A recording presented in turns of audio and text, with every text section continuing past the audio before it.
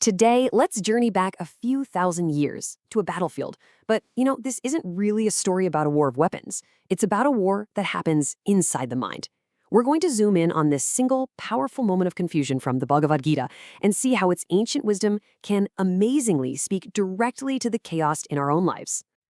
I mean, really think about it. Have you ever felt just completely paralyzed? That moment where your heart, your head, and what you feel you should do are all screaming different things and you're just frozen. That feeling of being trapped in a moral maze, well, that's a universal human experience, and it's the very heart of the story we're diving into. And that exact feeling is where we meet our hero, Arjuna.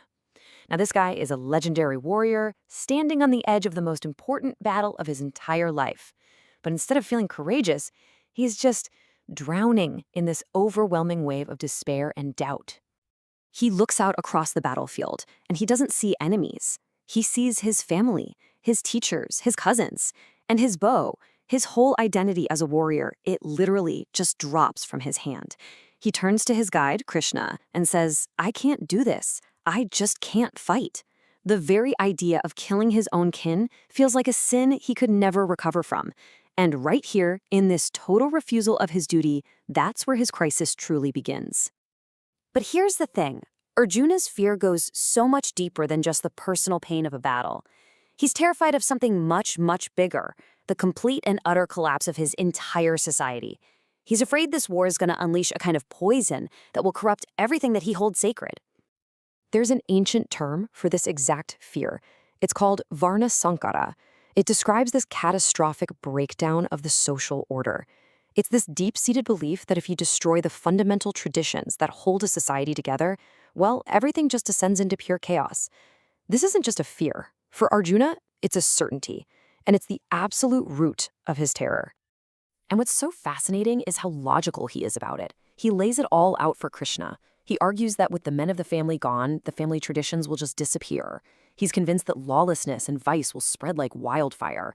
And, maybe worst of all, he believes the spiritual rites for their ancestors will be abandoned, basically damning their souls for eternity. This isn't just an emotional outburst. It's a very reasoned, step-by-step vision of total societal collapse. Now, to really get where he's coming from, we have to understand the world he lived in. Ancient texts, like the Manusmriti, they describe a society that's built on these really rigid structures and duties. The purity of the family line, sticking to your prescribed role, these weren't just suggestions. They were seen as the very bedrock of a stable civilization. Arjuna is a product of this thinking, and to him, this war looks like the ultimate violation of that sacred order. So how in the world do you solve a problem this big? Krishna's response is just extraordinary. He doesn't get into a debate with Arjuna trying to pick apart his logic. No. Instead, he guides him towards this radical shift in perspective, away from the chaos of the world and toward the eternal wisdom of the soul. And this right here is the pivot point of the whole conversation. Krishna gets it. He knows that as long as Arjuna is trapped in this worldly frame of reference, seeing people only as their temporary bodies and their roles, he's always going to be paralyzed by grief. The only way out is to introduce him to a completely different, higher reality. And he starts with this core concept, the Atman. What is it? It's the true self. It's not your body. It's not your personality. It's not your relationships. It's the eternal, indestructible essence that is within you. It's an awareness that was never, ever born. And because of that, it can never, ever die. So with this incredible idea of the Atman on the table, Krishna delivers this absolute bombshell of a line. He's gently telling Arjuna, your grief, it's based on an illusion. The truly wise, those who understand the real nature of things, they don't mourn for what is eternal and can't be changed. Krishna explains that this soul, this Atman, is timeless. It doesn't die when the body dies. He uses this beautiful metaphor. Just like you change your clothes when they get old, the soul simply moves from one physical body to another. Which means that what Arjuna sees as death and destruction, well, from this higher point of view, it's just a transition for the immortal self. Okay, so understanding your eternal nature is the first step. It's a huge one. But the next question is obvious, right? How are you supposed to act in this temporary world? And this brings us to Krishna's second huge concept. That concept is dharma. Now, it's often translated as duty, but it's really so much more than that. Think of it as your unique, sacred purpose in the grand scheme of things. And here is the absolute key. Dharma is about the action itself, doing the right thing, not about the fruits or the results of that action. When you get this, it creates this profound shift in your mind. From the worldly view, you're totally focused on results, you grieve over loss, and you're terrified of chaos. But from this divine perspective that Krishna is offering, your focus shifts completely. It's all about your duty, your dharma.